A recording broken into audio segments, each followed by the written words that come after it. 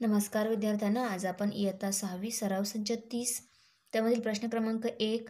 एका परीक्षेत शबानाला 800 पैकी 736 गुण मिळाले तर तिला किती टक्के गुण मिळाले हे आपल्याला काढायचं आहे. बघा, किती टक्के गुण मिळाला आहे हे काढायचं आहे. आपल्याला तिची टक्केवारी काढायची आहे. तर आपण पहिल्यांदा शबानाला टक्के गुण मिळाले असं मानू, कारण आपल्याला जी टक्केवारी जी काही माहिती काढायची आहे ती काहीतरी मानावी लागते, तेव्हा आपण तिची किंमत काढून तिथे लिहू शकतो, बरोबर. म्हणून आपण हिला टक्के गुण मिळाले असे मानू आणि नंतर ची किंमत काढू. बघा, शबानाला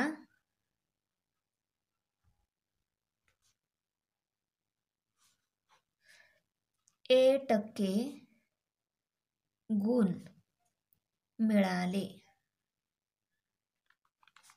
असे मानू. आता हे बघा, इथे कसं मांडणार. शबानाला 800 पैकी 736 गुण मिळाले तर 100 टक्क्यांपैकी टक्के गुण मिळाले असं आपण मांडलं, म्हणून इथे लिहून घेतलं. आता ची किंमत जर काढायची असणार तर सोबत जो भागाकारामध्ये नंबर आहे त्याच नंबरनी आपण दोन्ही साईडनी गुणून घेणार, कारण जेव्हा हा नंबर आणि याच नंबरने आपण दोन्ही साईडला गुणल्यानंतर हाच नंबर याच्या अंशस्थानी असणार आहे, तर अंशस्थानाचा आणि छेदस्थानाचा 100 कट होणार, म्हणजे फक्त इथं आपल्याला राहणार आणि ची किंमत आपल्याला पुढे हे सोडवल्यानंतर मिळून जाणार. बघा, आता आपण इथे लिहूया दोन्ही बाजूंना 100ने गुणून. दोन्ही बाजूंना 100ने गुणून, म्हणून भागिले 100 गुणुले 100 बरोबर 736 भागिले 800 गुणिले अंशस्थानचा 100 छेदस्थानचा 100 कट झाला, अंशस्थानचे 2 शून्य छेदस्थानचे 2 शून्य कट झाले. आता इथे काय आहे, फक्त बरोबर 736 भागिले 8 आहे, फक्त 8 लिहिला. आता 736ला आपण 8ने भाग देऊन घेऊ. 8 1 8, 8 9 72. ओके, किती राहिला 1 आणि 6 16 झाले, 8 2 16, म्हणजे बरोबर काय किंमत आली 92. म्हणजे शबानाला 92% गुण मिळाले परीक्षेमध्ये. आता आपण इथे लिहिणार शबानाला 92% गुण मिळाले.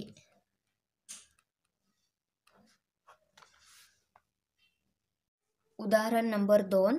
दहीहंडा गावातील शाळेत 500 विद्यार्थी आहेत, त्यांपैकी 350 विद्यार्थ्यांना पोहता येते, तर किती टक्के विद्यार्थ्यांना पोहता येते आणि किती टक्के विद्यार्थ्यांना पोहता येत नाही हे आपल्याला काढायचं आहे. तर बघा, इथे आपण किती टक्के विद्यार्थ्यांना पोहता येते हे काढू शकतो. तर बघा, आपण पहिलं काय करणार, किती टक्के विद्यार्थ्यांना पोहता येतं हे कसं काढता येणार आपल्याला, कारण टोटल विद्यार्थी संख्या दिलेली आहे, त्यापैकी किती विद्यार्थ्यांना पोहता येतं हे दिलेलं आहे, म्हणून आपण किती टक्के विद्यार्थ्यांना पोहता येतं हे काढू शकतो. म्हणजे टोटल स्टुडंट पण दिलेले आहे, किती स्टुडंटला पोहता येतं ते पण दिलेलं आहे, तर आपण किती टक्के स्टुडंटला पोहता येतं हे त्यावरून काढू शकतो. आता आपण पहिलं किती टक्के विद्यार्थ्यांना पोहता येतं हे काढून घेणार. तर आपण आता पहिलं काहीतरी टक्के विद्यार्थ्यांना पोहता येतं किंवा टक्के विद्यार्थ्यांना पोहता येतं असं काहीतरी मानावं लागेल, तेव्हा आपण त्याची किंमत काढू शकतो. बघा, आता आपण इथे काय मानणार, टक्के विद्यार्थ्यांना पोहता येतं असं मानू, बरोबर. विद्यार्थ्यांना पोहता येते असे मानू, बरोबर.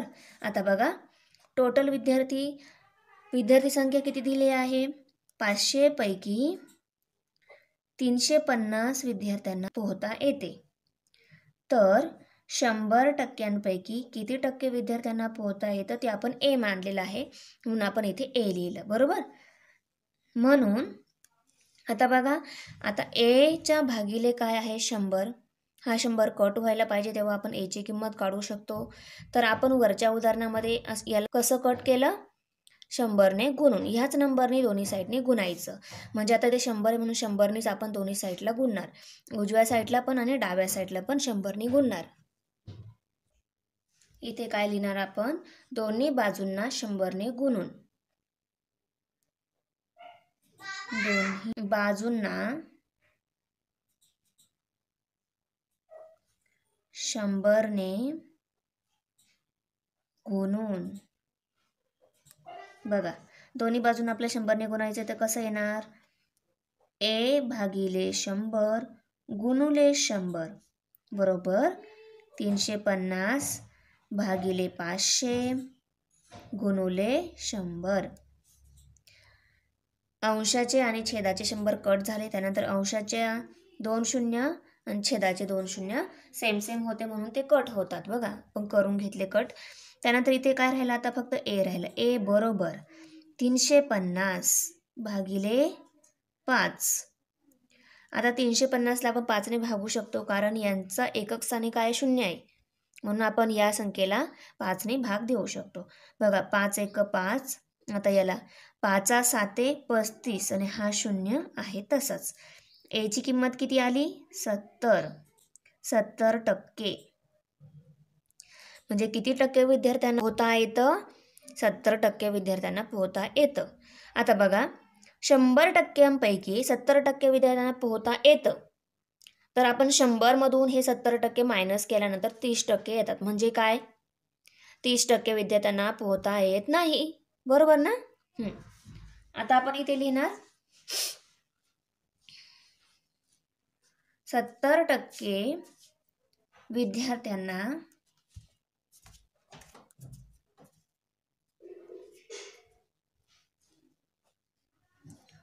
पोहता येते. आता आपण इथं म्हणून उरलेले विद्यार्थी,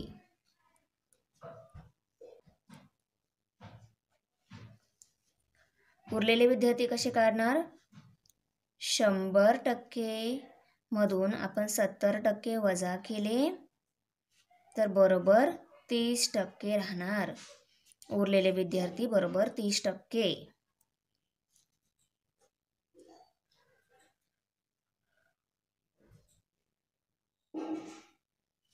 30%. तर आपण इथं आपल्याला विचारलेलं काय होतं प्रश्नामध्ये, पोहता किती टक्के विद्यार्थ्यांना पोहता येते आणि किती टक्के विद्यार्थ्यांना पोहता येत नाही. तर इथे आपण लिहिणार 70% विद्यार्थ्यांना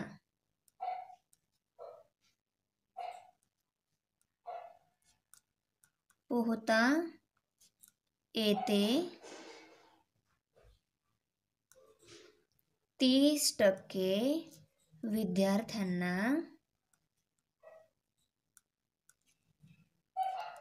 पोहता येत नाही, बरोबर. आता बघा, प्रश्न क्रमांक 3 आहे. प्रकाशने शेतातील 19,500 चौरस मीटर शेत जमिनीपैकी 75% शेत जमिनीत ज्वारी पेरली, तर त्याने किती चौरस मीटर जागेत ज्वारी पेरली हे आपल्याला काढायचं आहे. तर या अगोदरच्या 2 उदाहरणांमध्ये कसं दिलेलं होतं, आपल्याला टक्केवारीमध्ये काढायचं होतं. इथे टक्केवारीमध्ये दिलेलं आहे, आपल्याला आता चौरस मीटरमध्ये काढायचं आहे. तर बघा, आता आपल्याला चौरस मीटरमध्ये काढायचं आहे ना, ते आपण ए चौरस मीटर ज्वारी पेरली असं मानू, कारण आपल्याला जी किंमत काढायची आहे ती आपण काहीतरी एक्स वाय काहीतरी मानतो, मग आपण इथे काय मानू, ए मानू, बरोबर. तर बघा, प्रकाशने ए चौरस मीटर शेतात ज्वारी पेरली असे मानू.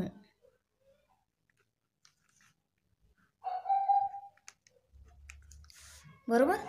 आता बघा, आता इथे आपण मांडताना थोडं वेगळं मांडणार आहोत, कारण इथे टक्केवारी दिलेली आहे. मग टक्केवारी आपण उजव्या बाजूला मांडणार, चौरस मीटर जी किंमत काढायची आहे ते आपण डाव्या बाजूला मांडणार. बघा, 100% 75% शेतजमिनीत प्रकाशने ज्वारी पेरलेली आहे. तर टोटल क्षेत्र किती आहे त्याचं? 19,500 चौरस मीटर शेतजमिनीपैकी चौरस मीटर शेतजमिनीत त्यांनी ज्वारी पेरली, आपण असं मानलेलं आहे, म्हणून आपण इथे ए लिहिलं. बरोबर.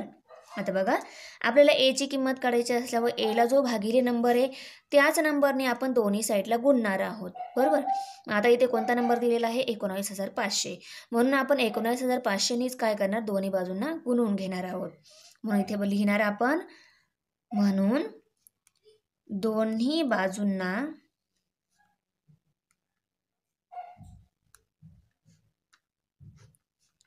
19,500नी गुणून. बघा, ए भागिले 19,500 गुणिले 500 19,500 बरोबर 75 भागिले 100 गुणिले 19,500. आता हे 19,000 अंशातले आणि छेदातले कट होणार, त्यानंतर अंशातले 2 शून्य छेदातल्या नंबरसोबतच्या 2 शून्यांमध्ये कट होणार. आता इथे फक्त ए राहिला. ए बरोबर 75 भागिले 1 गुणुले 195.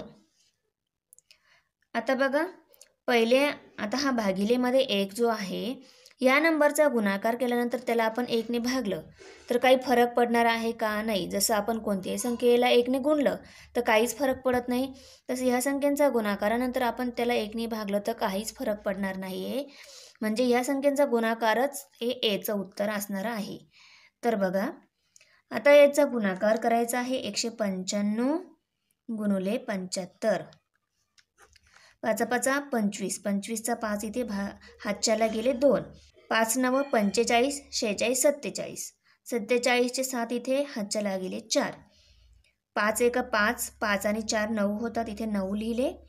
आता आपण 7ने गुणणार, 7 5 35, 35 मधले 5 इथे हातच्याला आले 3, 7 9 63, 63 आणि 3 66 झाले, 66 मध्ये 6 इथे हातच्याला गेले 6, 7 1 7, 7 आणि 6 13. ओके, तर आपण इथे 13 लिहिणार. आता आपण यांची बेरीज करून घेऊया. 5 7 आणि 5 12 होतात, 12चे 2 इथे हातच्याला आले 1, इथे 10 आणि 6 16 होतात, 16चे 6 इथे हातच्याला आले 3 आणि 1 4 होतात आणि 1 म्हणजे 14,625 चौरस मीटरमध्ये त्यांनी ज्वारी पेरली. तर आपण इथे लिहिणार 14,625 चौरस मीटर इतक्या क्षेत्रामध्ये त्याने ज्वारी पेरली. प्रकाशने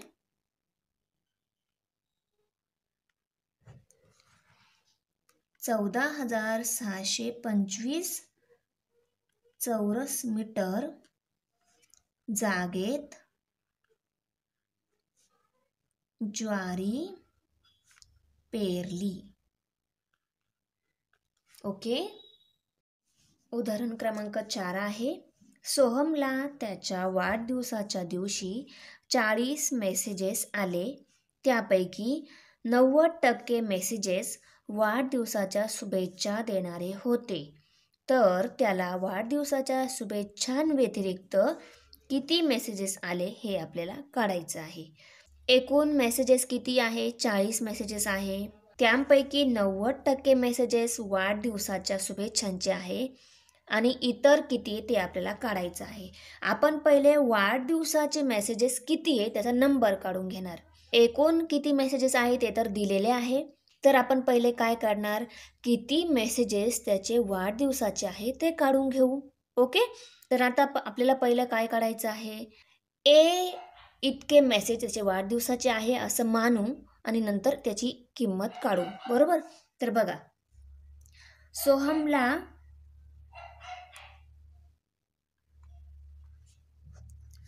वाढदिवसाच्या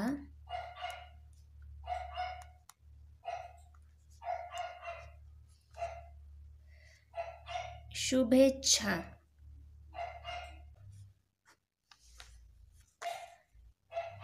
देणारे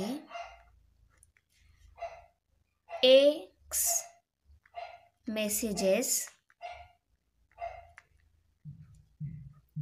मेसेजेस आले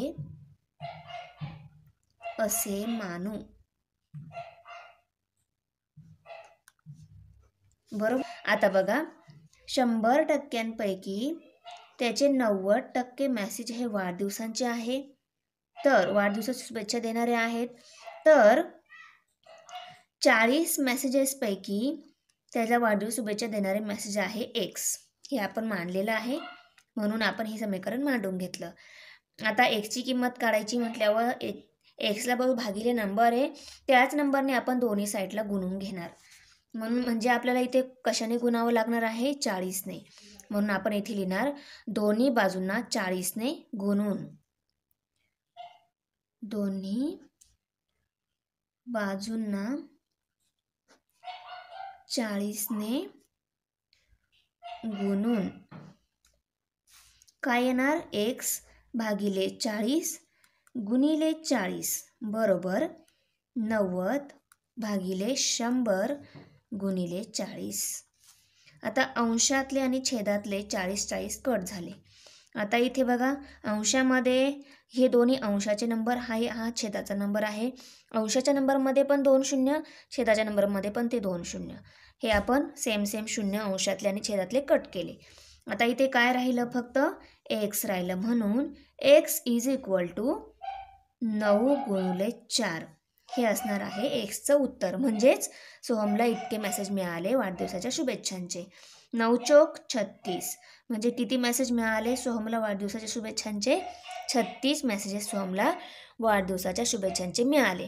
आता आपण यावरूनच सोहमला वाढदिवसाच्या शुभेच्छांव्यतिरिक्त किती मेसेज आले ते आपण काढू शकतो. कसं काढणार? आपल्याला एकूण मेसेज किती आले सोहमला? एकूण मेसेज किती आले? 40. त्यापैकी 36 मेसेज कशाचे आहे? वाढदिवसाच्या शुभेच्छांचे. म्हणून आपण एकूण मेसेजमधून वाढदिवसाच्या शुभेच्छांचे मेसेज जर वजा केले तर आपल्याला कोणते मेसेज मिळणार? जे त्यांच्या वाढदिवसाच्या व्यतिरिक्त आलेले मेसेज आहे ते मिळणार. बरोबर. तर आपण इथे काय लिहिणार बघा, म्हणून वाढदिवसाच्या शुभेच्छांव्यतिरिक्त आलेले इतर मेसेजेस असं आपण लिहिणार इथे. वाढदिवसाच्या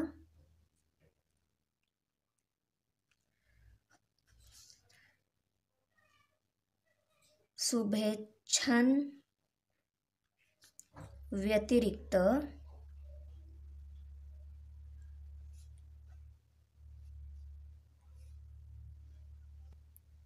आलेले इतर मेसेजेस बरोबर 40 वजा 36. 40 मधून 36 वजा केल्यावर 4 राहतात. म्हणजे 4 मेसेज त्याचे काय आहे? वाढदिवसाच्या शुभेच्छांव्यतिरिक्त आहे. सोहमला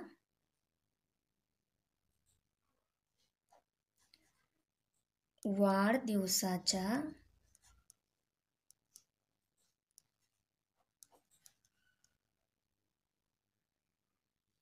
शुभेच्छांव्यतिरिक्त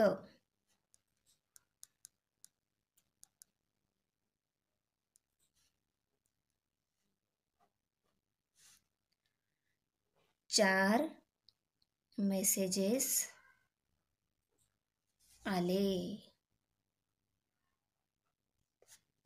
उदाहरण क्रमांक 5 आहे. एका गावातील 5675 लोकांपैकी 5448 लोक साक्षर आहेत, तर गावाची साक्षरता किती ही काढायची आहे. तर बघा, आपण गावाची साक्षरता A% आहे असं मानू आणि साक्षरता किती आहे ते काढून घेऊ. आता आपण इथे लिहिणार गावाची साक्षरता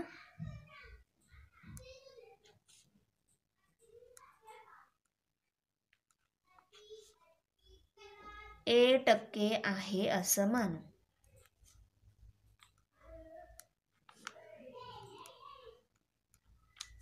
$5675 लोकांपैकी 5448 लोक साक्षर आहेत. तर 100% 1% इतके लोक साक्षर आहेत असं आपण मानलेलं आहे, म्हणून आपण इथे ए लिहिलं. आता एची किंमत काढायची आहे, तर एला जो नंबर भागिलेमध्ये आहे ना, त्याच नंबरने आपण दोन्ही साईडने गुणून घेणार आहोत. तर आपण इथे लिहिणार दोन्ही बाजूंना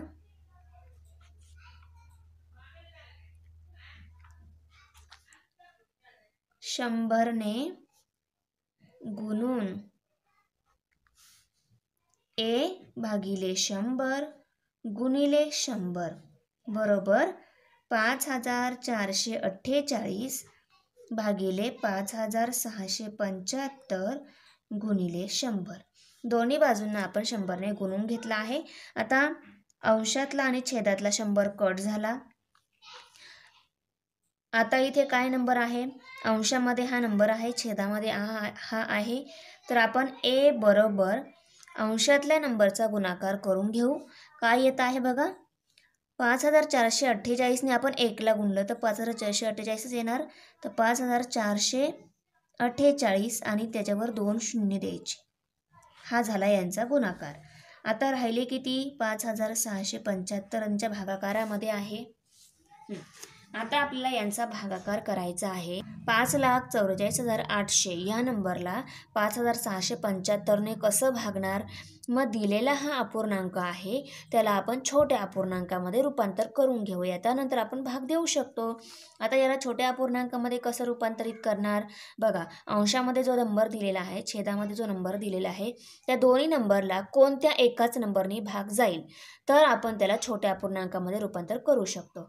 तर अंशातला जो नंबर आहे त्याचा एकक स्थानी 0 आहे, छेदातला जो नंबर त्याच्या एकक स्थानी 5 आहे. 0 आणि 5 एकक स्थानी असलेले नंबर यांना 5ने भाग जातो, म्हणून आपण या दोन्ही नंबरला 5ने भाग देऊन घेऊ. बघा 5 1 5 5 1 5, 6तून 5 वजा झाले, 1 राहिला, 1 आणि 7 17 झाले, 5 त्रिक 15 बरोबर. राहिले किती? 17तून 15 वजा झाले, किती राहिले? 2 राहिले, 2 आणि 5 25 झाले, 5 5 25. याला आपण 5ने भाग देऊन घेऊया.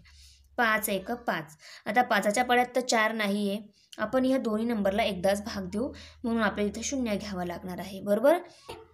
आता 44 मधून 40 वजा झाले, किती राहिले? 4 राहिले, 4 आणि 8 48 झाले, 5 9 45 बरोबर. 48 मधून 45 वजा झाले, किती राहिले? 3 राहिले, 3 आणि 30, 3 आणि 0 30 झाले, 5 सक 30 बरोबर. आणि हा राहिलेला 0 आहे. असंच इथे जो नंबर आला तो आपण इथे लिहून घेऊया अंशस्थानी.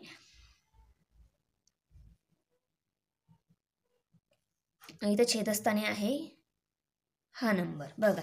आता हे छोटा अपूर्णांक, यापेक्षा छोटा अपूर्णांक जो मिळाला अंशस्थानच्या नंबरमध्ये आणि छेदस्थानच्या नंबरमध्ये 0 आणि 5 आहे, तर याला पुन्हा 5ने भाग जाऊ शकतो, तर आपण याला 5ने भाग देऊन घेऊ बरोबर. तर बघा 5 दुने 10, 11तून 10 वजा झाले, 1 राहिला, 1 आणि 3 13 झाले, 5 दुने 10, किती राहिले? 3 राहिले, 3 आणि 5 35 झाले, 5 7 35 बरोबर.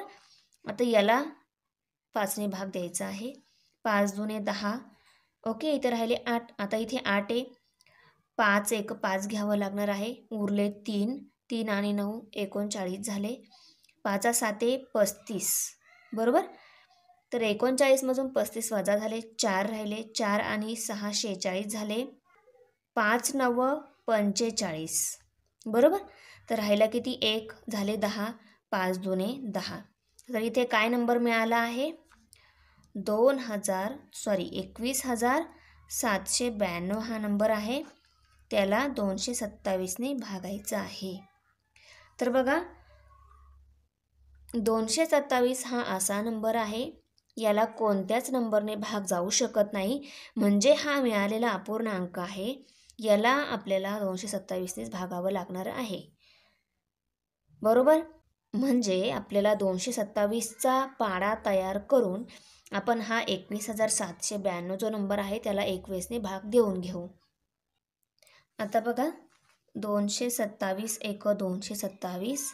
आता 227च्या पाड्यामध्ये 217पेक्षा छोटा नंबर नाही आहे 227च्या पाड्यामध्ये, म्हणजे आपल्याला 2179 पेक्षा छोटा नंबर बघावा लागणार आहे. तर बघा 2179 पेक्षा छोटा नंबर कोणता आहे? 227 9 2043 हा नंबर दिलेला आहे. तो 2179 पेक्षा छोटा आहे. म्हणून आपण इथे कसं करणार बघा, 227 9 2043. आता 2179 मधून 2043 आपण वजा केले तर काय नंबर मिळणार आहे? 9तून 3 गेले 6, 7तून 4 वजा झाले राहिले 3, 1तून 0 गेला राहिला 1, 2तून 2 गेले राहिला 0, 136 राहिले. आता बघा 136 आणि हा राहिलेला 2, 1362 नंबर तयार झाला. आता ह्या टेबलमध्ये 1362 हा नंबर आहे का? तर बघा 227 सक 1362 येतात. मग आपण काय करणार? इथे 1 3 6 2 and 2 सॉरी इथे 2 डबल झाला. तर बघा आता याला आपण कसा भाग देणार? 227 सक 1362 म्हणून इथे काय आले? 96 ही किंमत आली. तर बघा ए बरोबर 96% लोक साक्षर आहेत. आता इथे भाग जात नाही म्हणून आता काय करणार? आपल्याला जमणारच नाही पुढे, असं कधीच करायचं नाही. पहिले आपण काय बघणार? आता 227चा पाढा होता, त्याच्यामध्ये 227 या दिलेल्या नंबरमध्ये पहिले आपण कमीत कमी डिजिट बघायचे. आता कमीत कमी डिजिट 3 तर असणारच. तर 217 हा नंबर आहे का पाढ्यात बघायचा, किंवा त्यापेक्षा छोटा आहे का बघायचा. तो किंवा त्यापेक्षा छोटा नसेल तर आपण डायरेक्ट 4 अंकी संख्या घ्यायची. पहिले 3 अंकी घ्यायची. 3 अंकी संख्यामध्ये 217 येतात. तर ह्या पाढ्यामध्ये 217 हा नंबर नाहीच आहे, पण त्यापेक्षा छोटा पण नंबर नाही आहे. म्हणून आपण काय घेणार? 4 अंकी संख्या घेणार. तर 4 अंकी संख्यामध्ये 4 अंकी संख्या कशी तयार होते? 2179 तयार होते. तर तो नंबर किंवा त्यापेक्षा छोटा नंबर आहे का बघायचा आणि भाग देऊन घ्यायचा. पटापट भाग जातो, काहीच वेळ लागत नाही, बरोबर ना? जे अवघड दिसतं ते खूप सोपं असतं, म्हणून हे मला सांगायचं होतं. तर ए इज इक्वल टू 96% लोक साक्षर आहेत त्या गावातले, बरोबर? तर आपण इथे उत्तर लिहिणार, गावची साक्षरता 96% आहे. उदाहरण क्रमांक 6 आहे. एका निवडणुकीत जांभूळ गावातील 1200 महिलांपैकी 1080 महिलांनी मतदान केले. तर वड गावातील 1700 महिलांपैकी 1360 महिलांनी मतदान केले. कोणत्या गावातील मतदान करणाऱ्या महिलांचे प्रमाण जास्त आहे? तर प्रश्न कळाला तुम्हाला? आपल्याला 2 गावातील मतदान करणाऱ्या महिलांची टक्केवारी काढायची आहे. पहिलं गाव आहे जांभूळगाव, दुसरं गाव आहे वडगाव, बरोबर? आता आपण पहिलं जांभूळगाव दिलेले आहे किमती, ते आपण काढून घेऊया की जांभूळ गावातील किती टक्के महिलांनी मतदान केलं. नंतर वडगावातील किती टक्के महिलांनी मतदान केलं आणि नंतर कुणाचे प्रमाण जास्त आहे ते बघून सांगू शकतो, बरोबर की नाही? तर बघा आता आपण पहिले काय करणार? जांभूळ गावातील 8% महिलांनी मतदान केलं असं मानू, बरोबर? जांभूळ गावातील 8% महिलांनी मतदान केले असे मानू. आता बघा गावातील महिला संख्या किती आहे? 1200. 1200 महिलांपैकी 1080 महिलांनी मतदान केलेलं आहे. तर 100%पैकी इतके टक्के महिलांनी मतदान केलं असं आपण मानलं. आता एची किंमत काढायची आहे. तर एच्या भागाकारामध्ये जो नंबर आहे त्याच नंबरने आपण दोन्ही साईडने गुणणार आहोत.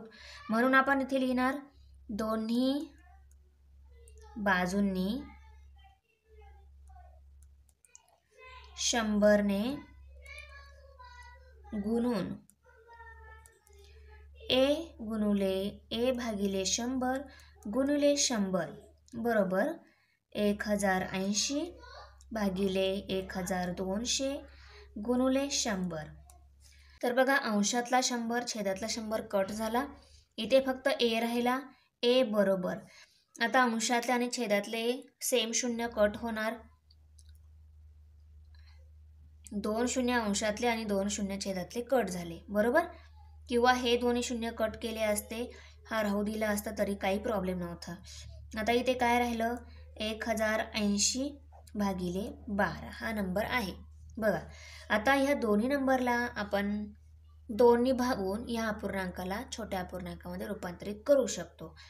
बेसकी 12 बेपंच 10 इथं आहे 8 बेचोक 8 आणि हा 0 आहे असंच. किती राहिले 540 भागिले 6. आता ह्या अपूर्णांकाला सुद्धा आपण 2ने भाग देऊ शकतो. देऊन घेऊ. बेत्रिक 6 बेदुने 4 उरला 1 झाले 14 बेसाती 14 आणि हा 0 आहे असाच. आता इथे अंशामध्ये 270 भागिले 3 आहे. 270 भागिले 3 सॉरी इथे 9 लिहिले गेले माझ्याकडून, इथे 3 आहे. तर बघा 270ला सुद्धा 3ने भाग जाऊ शकतो. आपण देऊन घेऊ. 3 1 3 3 9 27 आणि हा 0 आहे असाच. म्हणजे एची किंमत किती आली आपल्या इथे 90%. म्हणजे जांभूळ गावातील 90% महिलांनी मतदान केलेलं आहे. आता आपण वड गावातील किती टक्के महिलांनी मतदान केलं ते काढून घेऊ. आता इथे जांभूळ गावातील महिला 1% मतदान केलं असं मानलेलं आहे. वडगावमधील 20% महिलांनी मतदान केलेलं आहे असं मानू. तर बघा गावातील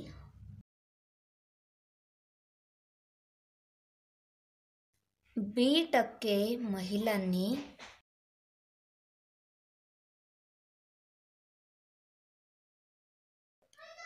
मतदान केले असे मानू. गावामधील एकूण महिला आहे 1700. त्यापैकी 1360 महिलांनी मतदान केलेलं आहे. तर 100%पैकी 20% महिलांनी मतदान केलं असं मानलं. आता बघा इथे छेदामध्ये 100 दिलेले आहे. बीची किंमत काढायची आहे तर आपल्याला ह्याच 100ने दोन्ही साईडनं गुणावं लागणार आहे. तर आपण इथे लिहिणार दोन्ही बाजूंनी 100ने गुणून बी भागिले 100 गुणिले 100 देअरफॉर म्हणून 1360 भागिले 1700 गुणिले 100. अंशामधले 2 शून्य छेदामधले 2 शून्य कट. अंशातला 100 छेदात 100 कट झाला. आता इथे फक्त बी राहिले. बी बरोबर 1360 भागिले 17. आता आपण याला 17ने भाग देऊन घेऊ. 17 1 17 17 8 136 आणि हा 0 आहे असाच. म्हणजे बीची किंमत आपल्याला मिळाली 80%. म्हणजे वड गावातील 20% इतक्या म्हणजे 80% इतक्या महिलांनी मतदान केलं. तर बघा बीची टक्केवारी आली 80, एची टक्केवारी आली 90. तर कोणत्या गावातल्या महिलांनी जास्त प्रमाणात मतदान केलेलं आहे? तर जांभूळ गावातील महिलांनी जास्त प्रमाणात मतदान केलेलं आहे. तर आपण ते लिहून घेऊ या उत्तरामध्ये.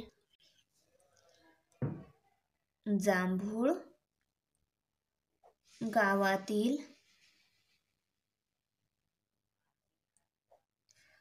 महिलांनी जास्त प्रमाणात मतदान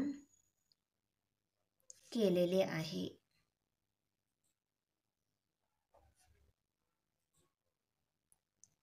तर विद्यार्थ्यांनो तुम्हाला माझी व्हिडिओ कशी वाटली व्हिडिओ आवडली असेल चॅनलला सबस्क्राईब करा, बेल आयकॉन प्रेस करा, लाईक करा, कमेंट करा आणि शेअर करा. तर भेटूया पुढच्या व्हिडिओमध्ये. बाय.